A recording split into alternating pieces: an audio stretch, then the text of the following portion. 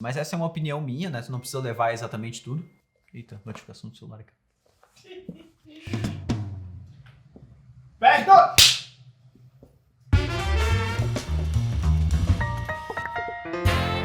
Fala, Dev, beleza? Segundo episódio da segunda temporada do PR aqui dentro do YouTube. E ao todo já estamos em 12 episódios dessa série que a galera curtiu muito. Eu vou estar aqui toda quinta-feira junto com o Léo. Manda um salve. Salve! Pra gente responder várias perguntas que vocês enviam nas nossas redes sociais e também motivar para que vocês enviem cada vez mais perguntas e a gente possa estar aqui respondendo. Nós também vamos tentar trazer cada vez mais o time da Rocket aqui para também trazer algumas respostas para vocês que nem sempre eu tenho, como a gente trouxe o Thiago na semana passada e talvez nesse vídeo aqui também tenha alguma coisa.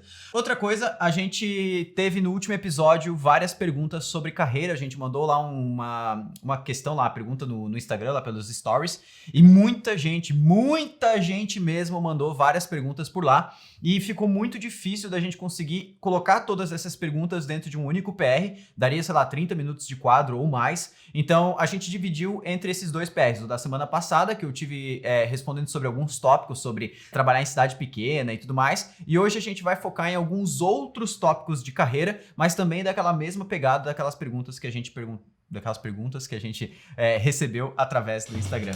A gente vai começar focando em portfólio, né? Isso é uma das coisas que os devs mais nos perguntam, que é sobre como devo montar um portfólio, ou se devo, né, criar um currículo, tudo isso. Vamos lá ver quais são as perguntas que a gente tem aqui dentro. A primeira pergunta é do Danilo Martin. Ele mandou, inclusive, no PR11. A gente teve essa pergunta e mandou nos comentários do último PR lá. E ele falou: é legal buscar ter projetos grandes e compartilhados com outros colegas dentro do nosso portfólio? Existe hoje uma comunidade ativa que encontra fácil projetos dessa maneira? Do mais, muito obrigado pelo conteúdo, vocês são Foda. Legal, Danilo, vamos lá. Projetos grandes e compartilhado com outros colegas dentro do nosso portfólio.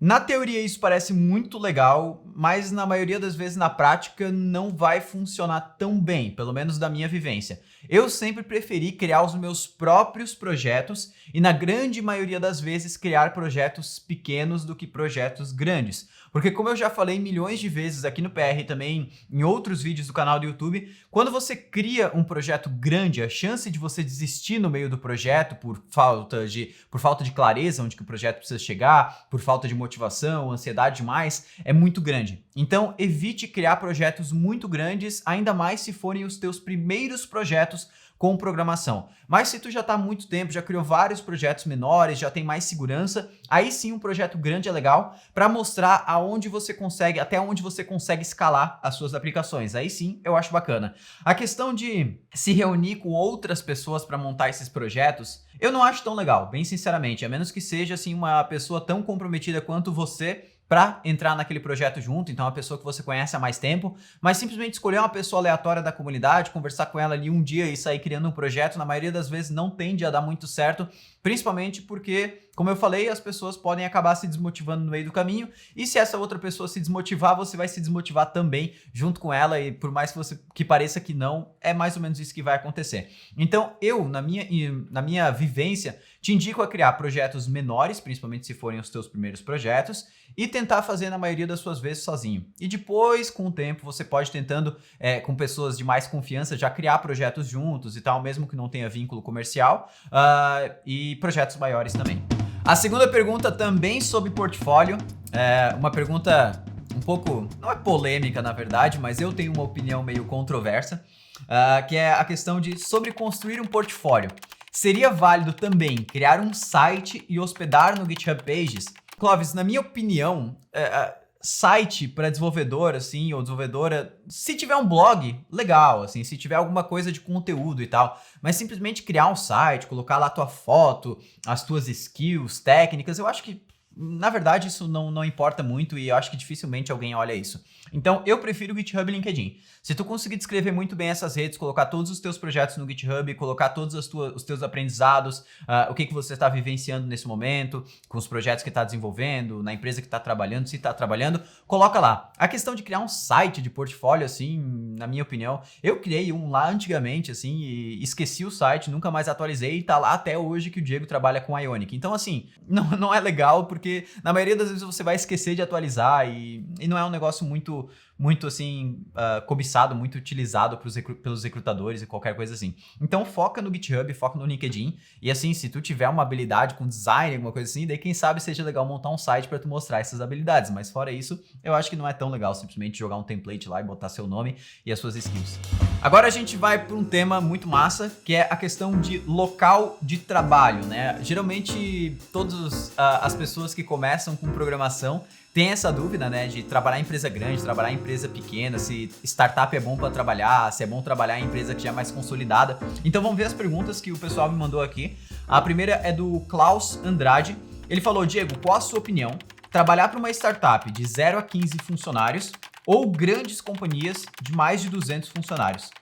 Eu não comparo o salário, mas tem a questão de liberdade, deadline, benefícios onde a empresa investe em conhecimento e a burocracia, onde às vezes para alterar uma letra pode levar dias. Então, Klaus, meio que tu respondeu aí a tua pergunta e eu acho que tem tudo a ver com o teu momento, né? O teu contexto, o que tu tá esperando da empresa. Tem gente que prefere trabalhar em uma empresa assim um pouco mais engessada, como você falou, uma empresa com mais processos, uma empresa onde tudo está mais definido, tudo tem deadline, você tem mais clareza de onde precisa chegar. Talvez uma pessoa que seja muito criativa não consiga trabalhar num ambiente assim, né? A menos que ela esteja num cargo que ela consiga exercer essa criatividade.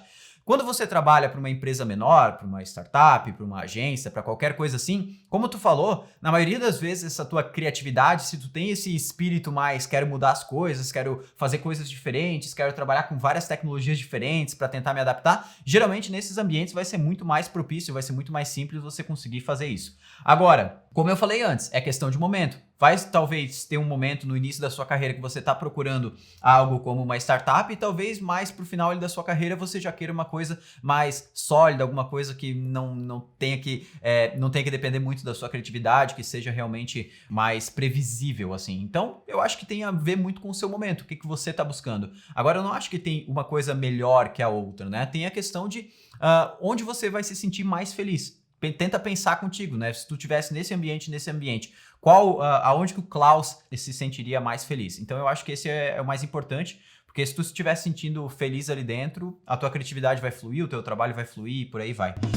A próxima pergunta é do Antoniel Carlos Amaral. Ele falou, é uma pergunta grande, vamos lá. Diego, trabalho com desenvolvimento desde 2014 e tenho uma dúvida. Em muitas das empresas que trabalhei, vi sérios problemas com a equipe, setor de desenvolvimento, muitas vezes por não entenderem como lidar com essa área dentro da empresa e por não ter um CTO, um Product Manager, um Product Owner ou até um gestor com propriedade. Já passou por isso? Se sim, como conseguiu resolver? É uma pergunta delicada porque, principalmente em empresas que não têm um foco em tecnologia, isso acontece muito, né? Eu trabalhei, por exemplo, em empresa de e-commerce, que a tecnologia, ela vinha ali como a gente gosta de falar aqui na Rocket City, a tecnologia era um mal necessário, né? Você precisava da tecnologia para ter o e-commerce, mas não era uma coisa que a empresa realmente investia ou gostava daquilo. Então, quando você trabalha numa empresa que o foco dela não é a tecnologia, isso na grande maioria das vezes, infelizmente, vai acontecer, principalmente se a empresa não é tão grande ainda, né? Porque tendenciosamente, quando a empresa cresce, o que acontece é que se ela não focar num setor de tecnologia, muita coisa ali vai desmoronar. Mas quando você trabalha numa empresa, vai lá, até de 20, 30 funcionários, e essa empresa não tem o foco em tecnologia, isso vai acontecer. A empresa vai contratar desenvolvedores ou desenvolvedoras, vai jogar lá num canto, fala, desenvolve aí, não me pergunta nada, né? Só me pergunta se tiver alguma coisa envolvendo custos e boa sorte. Isso acontece muito, aconteceu comigo também. O que eu tentei fazer naquela época? É claro que isso às vezes não é possível fazer em todo lugar, em toda empresa. Mas eu tentei me tornar essa pessoa que tomava as rédeas e guiava o restante do time. Então, eu tentei me tornar o CTO mesmo sem o cargo estando na minha carteira ou qualquer coisa assim. Então, eu tentava fazer essa comunicação com as pessoas de negócio, que teoricamente seriam o meu PO, né, por exemplo, as pessoas que entenderiam onde que aquela plataforma tinha que chegar. Na época a gente estava desenvolvendo uma plataforma de gestão de e-commerce, E eu tentei fazer essa ligação entre a pessoa que entendia do negócio, da regra, com o time de desenvolvimento para fazer para deixar tudo mais claro. Então, eu tentei fazer isso. Eu não sei até que ponto que deu certo, que não deu, mas eu tava sentindo que que tava funcionando bem. Mas isso era uma coisa assim que eu sempre tive esse espírito de tentar tomar a frente das coisas. Agora, se você não tem esse espírito, não tem vontade de fazer isso, tá trabalhando numa empresa assim e não se sente feliz, cara, tem um monte de empresa que você consegue aplicar e mesmo assim ter tudo isso, CTO, PM, PO. Então, assim, é tudo questão, como eu falei nas outras perguntas anteriormente, de procurar o seu lugar, procurar o seu momento, o seu contexto, o que você está procurando, e aí vão ter várias oportunidades para você conseguir aplicar isso aí. Vambora, agora o terceiro assunto do PR é sobre um assunto muito pertinente, muita gente fala sobre isso aqui na comunidade, muita gente me pergunta. Eu sempre evitei falar muito sobre esse assunto porque eu não sou o cara mais especialista nisso, eu sempre fui uma pessoa que fugi bastante disso, mas já fiz alguma coisa, então eu vou conseguir dar uma ajuda nessa parte. Vamos lá, o terceiro assunto é sobre freelancing. Então a gente vai começar com a pergunta do Diogo Martins. Ele falou: como começar como freelancer ou ganhar grana? Ele já botou como começar como freelancer ou ganhar grana. Ou seja, não dá para começar com freelancer e ganhar grana ao mesmo tempo. Não, brincadeira, Diogo. Eu tô aprendendo a stack da Rocket City, porém vejo que já consigo desenvolver um produto, mas não tenho nenhum cliente. Sinto que estou aprendendo a programar apenas por diversão e que nunca vou ganhar dinheiro de verdade com isso. A questão de freelancing, cara, ela é complicada. Eu sempre tentei evitar freelancing porque, na maioria das vezes, como é que funciona o mercado de freelancing? Para você começar pegando os seus primeiros projetos, você tem que meio que jogar o seu valor lá embaixo. Ou seja, você vai pegar todo o seu trabalho, falar que ele vale nada, fazer os projetos para conseguir recomendação e tudo mais. Então, freelancing é uma área assim realmente bem difícil de se trabalhar. O que algumas empresas fazem, por exemplo, a própria BossaBox, que é parceira aqui da Rocket City, é transformar o freelancing em pro-lancing, que eles chamam. Que é basicamente, eles pegam os projetos, né, uma empresa específica, a BossaBox, que faz a contratação do projeto, ela firma o contrato, ela evita que aconteça algum problema dentro do projeto e o cliente pare de pagar, e ela vai atrás dos profissionais, então, para fazer esse trabalho de freelancing de uma forma profissional. Isso eu acho legal, porque daí não tem aquele problema, como acontece na maioria das vezes, de freelancers, se você for aí nas comunidades de Facebook e tudo mais, fechei o projeto, a pessoa sumiu, não me pagou, não sei o que. Cara, isso acontece muitas vezes. Então, assim, eu sou uma pessoa que eu sempre tentei fugir de freelancing e eu acho que na maioria das vezes, para quem tá começando, para quem tá entrando na área, não é o melhor início possível. Eu acho que o melhor início possível realmente é você trabalhar numa empresa, como a gente já falou, numa startup, numa empresa tradicional ou qualquer coisa assim, para conseguir ter uma melhor experiência possível de início. Não estou dizendo que na maioria, que em todas as vezes, não estou generalizando que todas as vezes vai ser uma melhor experiência. É claro que tem gente que se dá muito melhor com freelancing, mas no que eu vivenciei nessa parte de freelancing, de todos os meus amigos e amigas desenvolvedores que trabalham na área, a parte de freelancing ela é sempre uma parte mais delicada e ela tende a te dar mais desilusões com a área. Então, cuida com isso. Eu preferiria 1000 vezes trabalhar numa empresa do que trabalhar com freelance. Mas essa é uma opinião minha, né? Você não precisa levar exatamente tudo. Eita, notificação do celular aqui. Então fechou, Diogo. Essa é a minha resposta, essa é a minha opinião sobre freelancing. Mas como eu falei, eu não quero simplesmente trazer um conteúdo aqui que eu não tenho propriedade nenhuma para falar, porque eu sempre fugi totalmente de fazer freelancing, né? Sempre de ficar fazendo blog, ou sitezinho, essas coisas assim. Então, o que eu vou fazer? Eu vou chamar algumas pessoas do time da Rocket City que trabalharam com freelancing um bom tempo, tanto na parte de desenvolvimento e também na parte de design, para responder algumas coisinhas para vocês que têm dúvidas nessa parte de freelancing. Fechado? Fala Dev, beleza? Mike Brito na área, que bom estar aqui com você nesse quadro. E olha só, a pergunta é ser freelance, né? Como que é ser freelancer? Olha, eu fui freelancer de 2008 até recente, ainda tenho alguns clientes que atendo dessa época, e é o seguinte, eu vejo 2 caminhos, no mínimo, tá? Você ser freelancer para uma empresa e você ser freelancer para os seus próprios clientes. O bacana de você ser freelancer para uma empresa é que você precisa gerir o seu negócio na parte do PJ e tudo mais, contrato com a empresa, e você vai programar e entregar para a empresa e tá tudo certo. Para você ser um freelancer que você vai ter os seus próprios clientes, uma das pequeninas coisas que você vai fazer é programar. Porque você vai ter que vender, você vai ter que gerir toda a sua empresa, você vai ter que fazer marketing, você precisa fazer atendimento ao cliente, helpdesk, pós-venda, todo esse mundo e aí no meio disso programar. Então você vai ser muito mais empreendedor do que programador. Tendo essa clareza, show de bola, é só você pegar aqui e servir os clientes. Você não tem cliente hoje, mas é só ir atrás. E se você falou também que está sentindo que não está aprendendo, sinto que estou aprendendo a programar apenas por diversão e que nunca vou ganhar dinheiro de verdade com isso.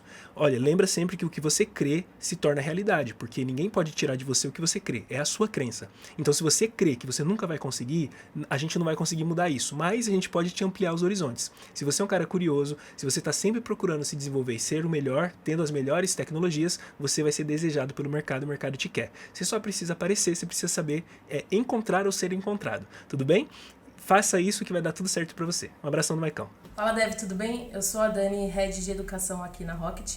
E a primeira dica que eu dou para quem quer começar como freelancer é você ter um bom portfólio. E o que é isso? Todo projeto que você fizer, coloca no GitHub e faz um README apresentável, porque a empresa, quando ela for querer te contratar, ela vai querer saber se você é um bom desenvolvedor, se você faz bons projetos e como que ela vai poder ver isso? Através do seu GitHub, através da forma que você vai apresentar os seus projetos, né? E se você quer saber sites para você procurar, tem o BossaBox, que é um site muito bom para freelancer, né? E ele tem bastante vagas e tem também a própria comunidade aberta da Rocket no Discord, que é uma boa fonte para quem quer fazer um freelancer. E claro, você também ter o seu network, né? Essas são as minhas dicas. Eu diria que o caminho para você conseguir um emprego ou um freelance, eles são bem parecidos, né? O importante para você ter nesse começo agora é portfólio, né? Um cliente não vai te contratar sem portfólio. Né? Você falar é uma coisa, você mostrar o seu trabalho é outra completamente diferente. Então, principalmente se você está começando, você tem que ter um portfólio bom. Mas se eu estou começando, como que eu vou ter um portfólio? Um portfólio não são projetos profissionais, necessariamente. Mas você pode ir fazendo sempre que a Rocket vem falando, sabe? Faz projeto, estuda, coloca no GitHub, faz post no LinkedIn. Porque ao fazer o portfólio e ao divulgar o seu portfólio, você vai estar colocando seu trabalho à mostra. E nisso você pode conseguir ou um freelance ou até mesmo um emprego, né? Existem várias formas de você conseguir freelance. Tem grupos de React no Facebook, né? Como a gente está falando de stack da Rocket, né? que você comentou que está estudando. Tem grupos de freelance no Facebook. Tem grupos de React Native, que muitas vezes tem gente lá procurando profissional para fazer freelance, né? No LinkedIn mesmo, já me chegou várias pessoas no inbox do LinkedIn perguntando como fazer para me contratar para um projeto. O importante é você ter portfólio. Através do seu portfólio é que você vai convencer um cliente a te contratar ou não. Se você não tiver nada para mostrar, aí fica difícil de alguém querer apostar em você. Mas você mostrando o que você sabe fazer e construindo um network são maneiras mais fáceis de você conseguir freelance até mesmo um emprego.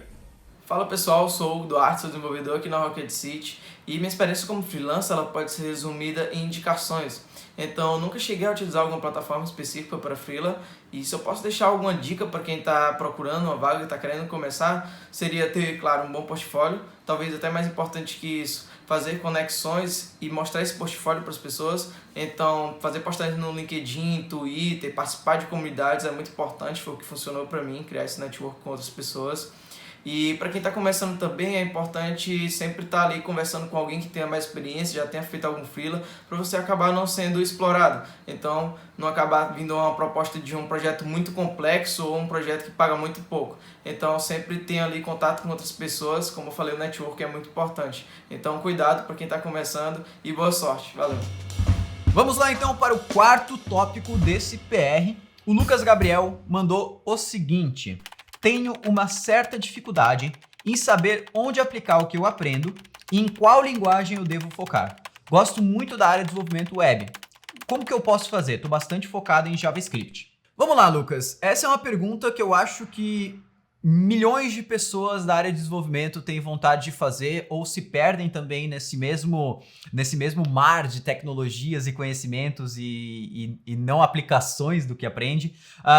Então vamos lá, eu vou tentar descrever da melhor maneira possível o que eu fiz, que eu vi que deu certo nessa parte. Primeiramente, tenta focar em uma stack de tecnologias, em algumas tecnologias específicas, né? Não tenta ficar aprendendo várias tecnologias. Ah, meu amigo disse que Python é legal, o outro meu amigo disse que Ruby que vai dominar o mundo, outro amigo meu disse que React não sei o quê, e outro... Cara, foca nas tecnologias que você tá avisando pro mercado e acabou. Depois que você tiver já no mercado, aí é outra ideia, aí é outro mundo. Mas se você nem chegou no mercado ainda, não faz sentido você aprender mais do que 2 ou 3 tecnologias. Não faz sentido você entender o que é Python, o que é Ruby, né? Pode entender o que é, mas saber fazer Hello World em todas essas linguagens. Então foca numa stack pequena de tecnologias, aprende aquilo lá, pelo menos o suficiente para você entrar no mercado e depois lá dentro você vai se descobrir muito. O que eu faço geralmente para conseguir aprender aquela linguagem e criar alguma coisa com ela? Pensar em projetos pequenos, projetos realmente pequenos. Ah, Diego, eu já aqui sei programar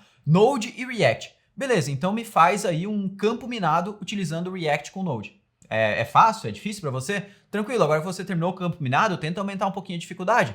Por que você não me faz um chat em real time com React em Node? Inclusive, chat real time foi um dos testes que eu fiz para vaga de emprego remota quando eu comecei a trabalhar com Node e React. Então, assim, tem muita coisa que você consegue criar. Inclusive, tem um repositório muito legal no GitHub que se chama App Ideas. Então, se você procurar GitHub App Ideas dentro do Google, você vai encontrar que tem, sei lá, 70, 80 ideias desde projetos iniciantes, intermediários e avançados para você criar com qualquer tipo de tecnologia e também exemplos de como aqueles projetos foram já criados por outras pessoas. Então, coloca isso em prática, não fica tentando estudar uma tecnologia diferente a cada dia e tenta evitar um pouco de ficar ouvindo tudo o que as pessoas ao seu redor falam. Se você já tomou uma decisão das tecnologias que você vai focar, foca naquilo lá até obter um resultado. Não interessa a tecnologia que você vai focar, você vai obter um resultado, né? Não interessa, a menos que, tipo, Assembly, assim, não vai rolar, mas se você estiver estudando, sei lá, cara, Delphi, você vai conseguir resultado com Delphi. Você está estudando C, vai conseguir resultado. Então, primeiro consegue o resultado, foca naquilo com tudo. Se você já está no meio do caminho, não volta atrás. Mas se você não está nem no meio do caminho, aí você pode começar escolhendo algumas tecnologias que vão te levar mais rápido para o mercado. E, na minha opinião, hoje é JavaScript. Vamos lá, então, quinto tópico e último desse PR. Tô triste. Pra gente falar sobre síndrome do impostor e inseguranças. Vamos lá, que esse tópico aí tende a render muito. Vamos lá, começando então pela pergunta do Rodrigo Yamamoto. Ele falou: fala, Diego, beleza? Vejo muita insegurança hoje em dia nos devs iniciantes e até nos mais experientes também. Assim como síndrome do impostor, você acredita que isso está vinculado aos recrutadores e as empresas procurarem o tal dev/departamento completo, que obviamente são raros, para não dizer que eles não existem, ou devido à falta de norte no estudo? Rodrigo, eu acho que é por muita coisa. Eu acho primeiro que é porque a tecnologia evolui muito rápido, isso deixa todo mundo ansioso, até eu fico ansioso, todo mundo fica ansioso. Como eu falei, não interessa se é iniciante, se é dev já experiente, né? E sai uma nova inteligência artificial que desenvolve sozinha e aí tu fica pensando, meu Deus, onde é que vai dar a minha vida? Né? Isso acontece, cara, inúmeras vezes, já aconteceu sei lá quantas vezes na minha carreira, e eu parei de ficar tão ansioso, e eu comecei a entender que eu não tenho obrigação de dominar tudo, e parei de ser aquele desenvolvedor que, meu Deus, eu vou ficar para trás se eu não dominar mais isso aqui, se eu não correr atrás de dominar mais isso aqui. Comecei a focar em um leque de tecnologias, como eu falei, ter muito foco naquilo lá e ser muito bom com aquilo, e não tentar dominar realmente tudo, assim. Tem até um post muito legal, eu vou pedir pro Léo deixar o post, o Thiago, na verdade, que edita. Os dois editam. Vocês fazem um pair editing. Mais o Thiago. Mais o Thiago. Tá. O Thiago. Thiago. É o Thiago. Mas não o Thiago designer. Não. O outro Thiago. O outro. O outro Thiago. Vou pedir pro Thiago. O Thiago. O Thiago com H. O Thiago com H. Fazer o seguinte, botar um post aqui na tela, que é um post do Dan Abramov, que ele postou no blog dele, sobre coisas que ele não sabe. Porque todo mundo vê o Dan Abramov, né, que é um dos que trabalha no core team do Facebook lá, teve muito envolvimento com o início do React, com o início do Redux e tudo mais. E todo mundo acha, pô, ele é um desenvolvedor que trabalha dentro do Facebook, com certeza ele domina todas as tecnologias do mundo, né? E na verdade ele posta lá as coisas que ele não sabe. E tem tanta coisa que parece pra gente, meu Deus, como é que ele não sabe isso? Que a gente fica de cara, porque ele realmente tem um foco. Ele tem foco nas tecnologias que ele trabalha. Eu não estou dizendo que o Dan Abramov precisa ser a sua inspiração para você acordar e falar, eu quero ser igual a ele. Não tem nada disso. É só a questão mesmo da gente entender que geralmente as pessoas que chegam em uns níveis mais avançados de popularidade ou de domínio de tecnologia, eles têm um leque menor de ferramentas que eles estudam todos os dias. Então ele fala lá que ele não sabe Docker, que ele não sabe Node, que ele não sabe, cara, uma porrada de coisa. Tem uma lista lá gigante, depois você vê. Então, o que eu quero falar sobre essa questão da síndrome do impostor é que isso vai acontecer com todo mundo, né? Isso acontece com todo mundo, acontece comigo, acontece com todas as pessoas que eu conheço, que primeiramente porque a tecnologia avança muito rápido, segundo também, pelo que você falou, as pessoas olham para as vagas, um monte de vaga louca pedindo 10 tecnologias diferentes, mas eu meio que hoje eu só descarto e vou procurar realmente nas vagas que eu sei que fazem sentido. Mas assim, não dá para tirar também, uma vez eu vi um tweet, assim, polêmico, porém com fundinho de verdade, que é aquela coisa assim, tem muita gente achando que que tudo é síndrome do impostor, mas já parou para pensar que talvez você realmente só não é ainda bom o suficiente, né? E eu acho que isso ainda é interessante, assim, às vezes a pessoa fala, eu tô me sentindo com síndrome do impostor, mas talvez você só não estudou o suficiente mesmo para isso largar de você. Claro que isso deve ser uma fatia muito pequena, assim, né? Na grande maioria das vezes não deve ser isso. Mas é uma coisinha que me fez pensar realmente, assim. Mas nem sempre a gente precisa ser bom com todas as tecnologias. Eu dei várias voltas aqui, mas eu acho que eu consegui te dar uma conclusão que cara, foca em um leque pequeno de tecnologias e ferramentas, domina muito bem isso e acabou. Não precisa ficar tentando aprender todo o novo framework. Eu não faço a menor ideia, por exemplo, tem vários novos frameworks surgindo aí. Cara, Gatsby, né? A parte do Next, versão 8, a parte do Redwood, tem aquele Remix, tem um monte de frameworks, Svelte, surgindo dentro de JavaScript. Cara, eu não estudei nada, não faço a menor ideia do que tudo isso faz. Claro, Next ali eu sei para que serve, Gatsby também, mas eu não perco meu tempo, não invisto meu tempo estudando essas coisas, porque meu foco agora tá em outra coisa. É isso aí, galera. Espero que eu tenha conseguido responder todas as perguntas de vocês e que as respostas que eu coloquei aqui dentro sirvam também de inspiração para umas possíveis perguntas que vocês tenham ao longo da sua carreira. Outra coisa muito importante, no momento que esse PR saiu aqui no YouTube, a gente tweetou lá no nosso Twitter, se a gente tweetou aí no Twitter, uma caixa de pergunta para você colocar algumas perguntas, uma caixa de pergunta para você colocar perguntas sobre um assunto específico. Então corre lá pro nosso Twitter, o link tá aqui embaixo na descrição, então é só clicar e acessar, para você também ajudar a gente na formulação dos próximos PRs aqui no YouTube. Eu vou ficando por aqui, um grande abraço, valeu!